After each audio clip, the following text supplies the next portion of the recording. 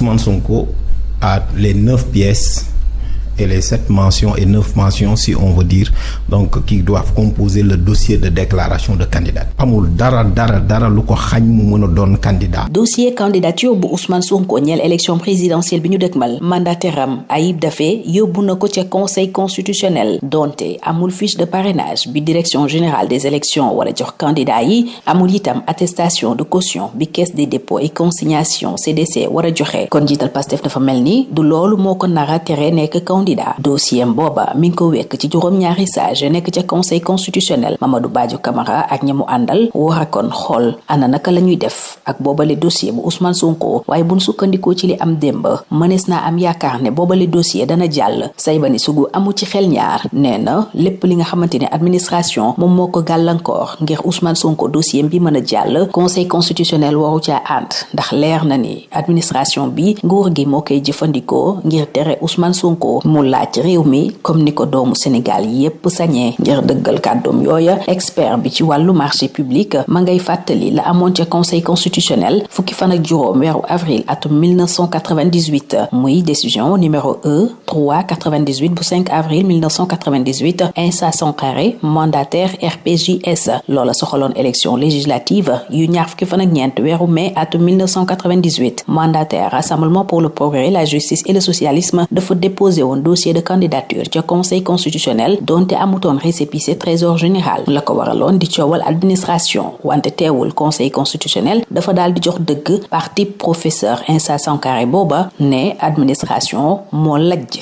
ci liggéey bi mu waroon a def. dogal bi di décision numéro 9C 2023 bu 14 décembre 2023 itam mënees na caa sukkandiku wax ne dossier Ousmane Sonko conseil constitutionnel mënu kaa gàntal. professeur Salif Sané di jàngale droit ci université Gaston Berger jàpp na ne boobalib décision buñ ca sukkandikoo candidature bu Ousmane Sonko la muy xeeñ neex na. muy fàttali ab dabu di recours bu ay député opposition bi dugaloon ca conseil constitutionnel wax ne loi de finances 2024 dëppoowul ak constitution bi. boobale ëtt sukkandiku woon ci constat d'huissier boo xam ni ka dugal boobale dabu di recours ba moom moo ko defoon gannaaw ba mu doxee jéego yi war yépp ngir firndeel ne administration dafa lank joxe këyit yam waroon a joxe. recours booba nag dafa war a ànd ak ñaari copie boobale loi ni ko article 16 bu loi organique bu conseil constitutionnel santaane. Daba Wañaan mi njiital groupe parlementaire bu Pastef Birame Souleye Diop yabal la mu xamle mooy secrétaire général bu assemblée nationale dafa leen lank jox copie boobale loi. kàdduy député booba nag dafa aajowoo constat d'huissier, maanaam huissier ñëw daal di dëggal loola député bi wax. conseil constitutionnel jàpp ne président groupe parlementaire bi dafa waroon a dem ca secrétaire général bu assemblée nationale mu jébbal ko la mu soxla. bu lankee nag mu daal di def ab procès verbal boo xam ni huissier daf koy daal di dëggal. loola amutoon nag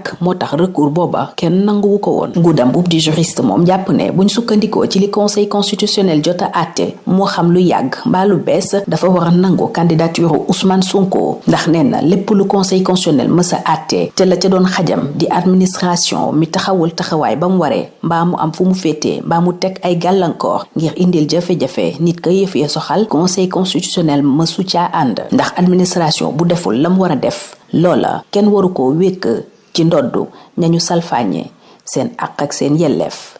Ousmane Sonko a les 9 pièces et les 7 mentions et 9 mentions, si on veut dire, donc qui doivent composer le dossier de déclaration de candidature. am na certificat de nationalité, il est exclusivement de nationalité sénégalaise. rappelé naa ko bi ñu koy déclarer désigné candidat le 13 juillet.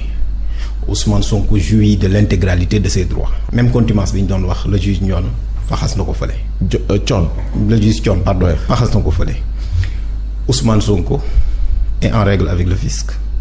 Ousmane Sonko parle couramment le français et l'écrit. Ousmane Sonko a sa carte d'électeur. Fay na caution, n'est-ce pas? Il est investi par une coalition. Et Ousmane Sonko moom aussi def na acte de candidature am ba pare 9 yi mat na lan moo ci des. amul dara lu ko xañ mu mën a doon candidat et il participera à l'élection présidentielle. Oui. Parce que Ousmane Sonko est discriminé. loolu mooy impact bi, ses droits constitutionnels confisqués et même piétinés. mais par contre yàgg naa ko fàttali nee naa ne suñu fouler le droit au pied wala suñu tordre le cou au droit danañ ko rétablir par le droit. le juge Sabassi Faye def na ko, le juge Thion def na ko et dama jàpp ne conseil constitutionnel aussi dañuy valider sa candidature.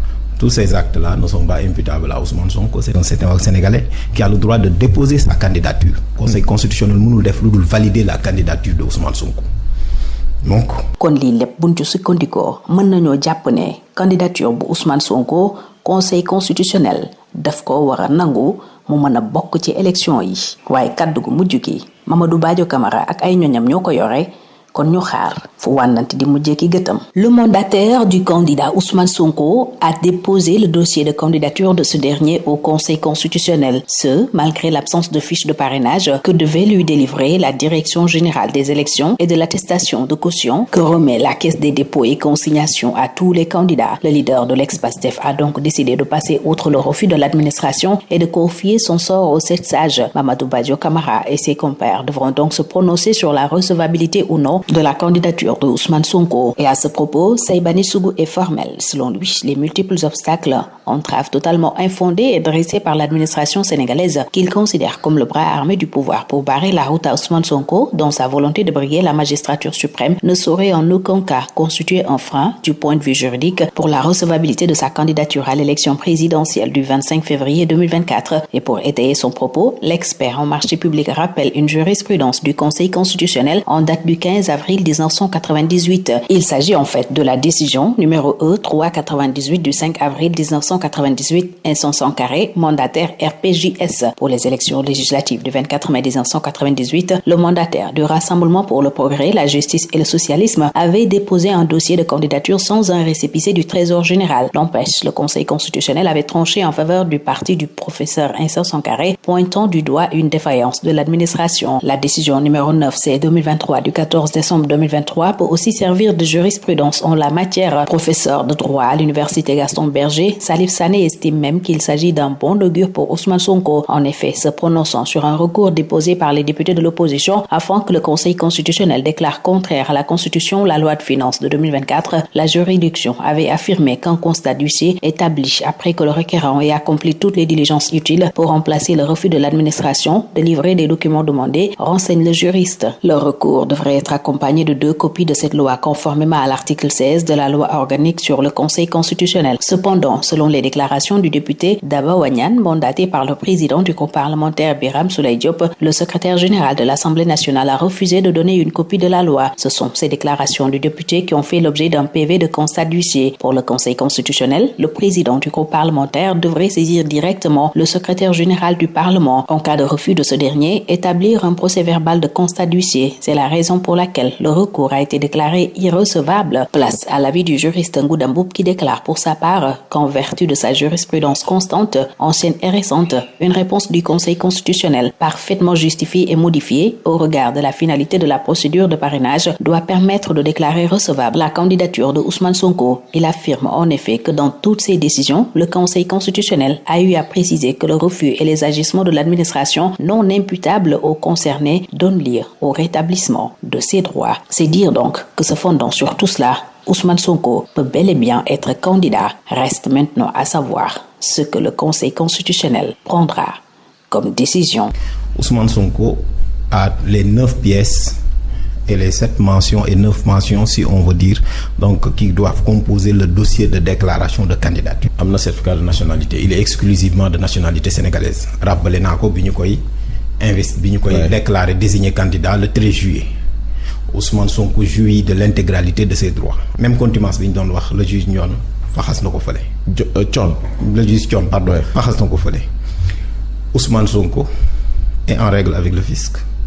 Ousmane Sonko parle couramment le français et l'écrit. Ousmane Sonko a sa carte d'électeur.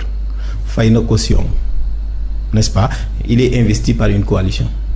Et Ousmane Sonko moom aussi def na acte de candidature am ba pare 9 yi mat na lan moo ci des amul dara lu ko xañ mu mën a doon candidat et il participera à l'élection présidentielle. Oui. Parce que Ousmane Sonko est discriminé. Loolu mooy impact bi, ses droits constitutionnels confisqués et même piétinés. Mais par contre yàgg naa ko fàttali nee naa ne suñu fouler le droit au pied wala suñu tordre le cou au droit danañ ko rétablir par le droit. Le juge Sabassi Faye def na ko, le juge Thion def na ko, et dama jàpp ne conseil constitutionnel aussi dañuy valider sa candidature. Tous ces actes-là ne sont pas imputables à Ousmane Sonko. C'est un Sénégalais qui a le droit de déposer sa candidature. Conseil constitutionnel mënul def lu dul valider la candidature de Ousmane Sonko donc.